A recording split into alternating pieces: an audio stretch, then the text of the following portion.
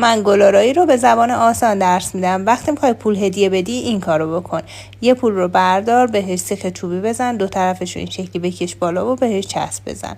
بعد 5 از این گل برگایی که ساختی داخل اسفنج خشک بزن تا یه گل داشته باشی. برای اینکه گلت بزرگتر بشه میتونی تعداد بیشتری از گل برگایی که ساختی بهش اضافه بکنی و این شکلی میشه. حالا یه کاغذ رو بردار، روی همون حالت تای خودش یه کوچولو که بکشیش حالت هفتش میشه. بعدم اینجوری برش گردون، یه برش هم بزن که بهش میگن چرت زدن که باعث میشه این شکلی کاغذ تمیز بشه. یه کاغذ دیگه رو همین مدلی تا بزن و بذار روبروش دقیقاً. بعد از اینکه چسب زدی کاغذ بعدی رو بذار جای خالیش و بازم روبروش میتونی همون کاغذ رو بزن. برای پوشوندن اسفنجم یه کاغذ رو 4 قسمتش کن و این شکلی دور دسته گلت بزن.